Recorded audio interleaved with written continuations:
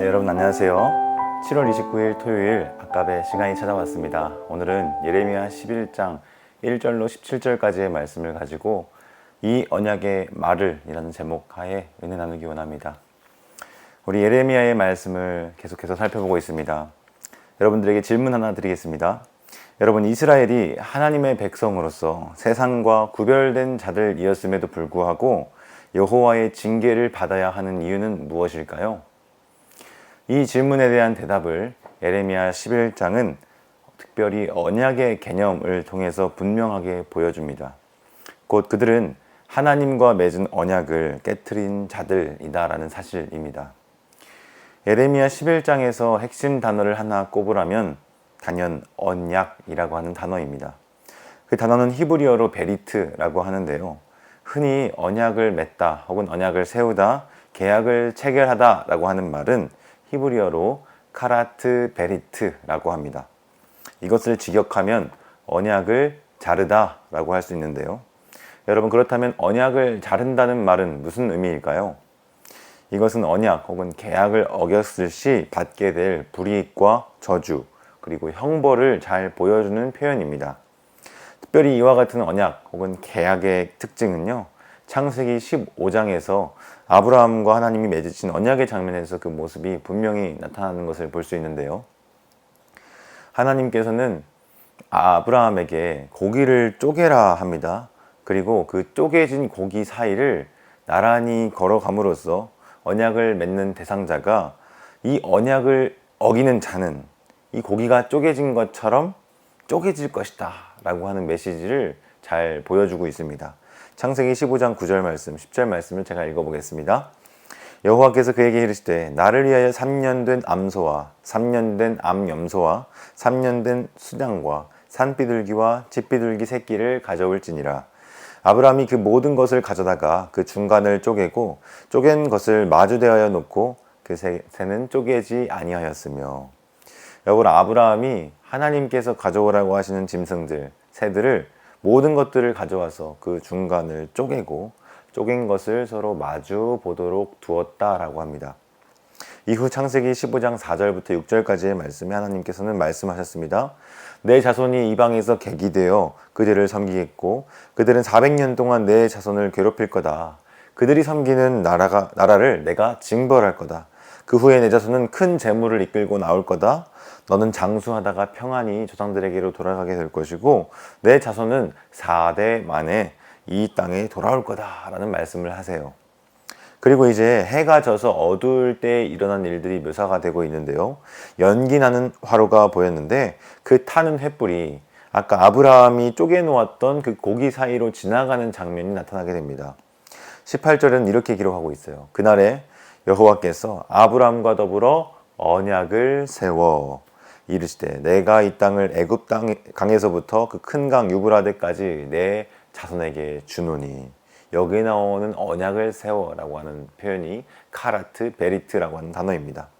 창세기 본문에서는 독특하게도 타는 횃불이 그 쪼갠 고기 사이를 지나가도록 했지만 본디 고대 근동의 언약 관계는요, 체결 방식은 그 계약자가 둘이 함께 그 쪼갠 고기 사이를 지나가게 되는 것입니다. 그리고 그 맹세와 언약을 지키지 않았을 때는 그 쪼개진 고기와 같이 쪼개질 것이다 라고 하는 의미를 담고 있었죠. 이와 같은 언약 체결의 관습을 배경으로 두고 오늘 예레미야의 말씀을 들여다보고자 합니다. 여러분, 더 강한 자가 더 약한 자에게 지켜야 할 약속은요, 그들을 보호해주고 그들을 지켜주는 것입니다. 그런가 하면 이 언약 관계에 있어서 더 약한 자가 강한 자에게 행해야 할 의무는 무엇이었을까요? 그들에게 조공과 세금을 바치는 것, 그리고 그에게 충성과 순종을 서약하는 것일 것입니다. 오늘날의 국가 간에 맺는 조약과 유사한 면이 분명히 있죠. 이처럼 이스라엘은 하나님과 언약을 맺은 관계였습니다. 특별히 그 언약 관계 안에서 지켜 행해야 할 법으로 주어진 것이 있었는데 그것이 바로 십계명이었습니다. 이스라엘은 그 계명의 말씀을 따라 그들의 하나님 여호와께 충성을 다해야만 했습니다. 그리고 이스라엘은 자신들을 여호와의 언약 백성으로서 인식하고 자각을 했어요. 그러나 그들은 자신들의 신분에만 집중하고 정작 실제적인 삶에는 또 순종에 있어서는 소홀했던 모습을 우리는 봅니다. 그들에게 주어진 언약의 말씀들, 즉 십계명과 같은 법과 질서를 그들은 온전히 지키고 따르지 않았던 것이죠. 하나님이 아닌 다른 신을 섬겼고 우상을 만들었으며 그들을 구원하고 인도하신 하나님을 철저히 배반하는 모습을 보여주었습니다. 하나님은 분명히 그의 언약 백성들에게 말씀하셨어요. 그 언약을 지켜 행하면 복을 받을 것이다. 그러나 그 언약을 지켜 행하지 않으면 저주를 받을 것이다. 그렇게 약속하고 경고하셨습니다. 이 엄숙한 약속에 대하여 이스라엘은 아멘, 아멘 하며 그것을 동의하고 언약을 맺었죠. 그렇게 하겠노라고 맹세하고 피로 그 언약을 인쳤고 언약 식사도 했던 것을 우리는 볼 수 있습니다. 그러나 정작 이어지는 이스라엘의 역사는 죄와 불순종의 일들로 가득했습니다. 하나님은 그의 선지자들을 보내셔서 하나님의 진노와 심판에 대한 메시지를 계속해서 전달하셨죠. 오늘 예레미야를 통해서 주시는 말씀도 그중 하나입니다. 하나님께서는 예레미야에게 말씀을 주셔서 백성들에게 전하도록 하셨습니다. 2절 말씀을 읽겠습니다. 너희는 이 언약의 말을 듣고 유다인과 예루살렘 주민에게 말하라. 3절 그들에게 이르기를 이스라엘 하나님 여호와께서 이와 같이 말씀하시되 이 언약의 말을 따르지 않는 자는 저주를 받을 것이니라. 여러분 지금 이들은요 하나님의 언약의 말씀을 지키지 않고 따르지 않고 있는 상태였습니다. 그래서 하나님은 분명하게 경고하셨죠. 이 언약의 말을 따르지 않는 자는 저주를 받을 것이다. 지금 주어지는 언약의 말은 결코 새로운 말씀이 아니었습니다. 4절을 보면 이 언약에 대해 설명하기를 이렇게 말합니다. 이 언약은 내가 너희 조상들을 쇠풀무 애굽 땅에서 이끌어내던 날에 그들에게 명령한 것이라. 곧 내가 이르기를 너희는 내 목소리를 순종하고 나의 모든 명령을 따라 행하라. 그리하면 너희는 내 백성이 되겠고 나는 너희 하나님이 되리라. 여러분 이 말씀을 주목해 볼 필요가 있겠습니다. 하나님의 목소리를 듣고 따르며 그분의 모든 명령을 따라 행하라 라고 하십니다. 그리하면 너희가 나의 백성이 되겠고 나는 너희의 하나님이 되겠다 라고 말씀하시는 것이죠. 여러분 우리는 우리의 믿음과 행함에 대한 이분법적인 사고에 익숙합니다. 믿음이 먼저냐 행함이 먼저냐. 물론 전적인 하나님의 은혜와 주권이 우리의 구원과 거룩한 삶이 나타나도록 돕는 아주 중요한 동력이 되죠. 맞습니다. 그러나 지금 이 본문에서 주된 강조점은 이것입니다. 너희가 언약 백성이라고 생각하느냐? 그런데 어째서 그 언약의 말에 대한 실천은 없느냐? 이렇게 물으시는 것이죠. 사랑하는 성도 여러분, 오늘 우리는 이 말씀을 우리에게 돌려 적용해 보아야 합니다.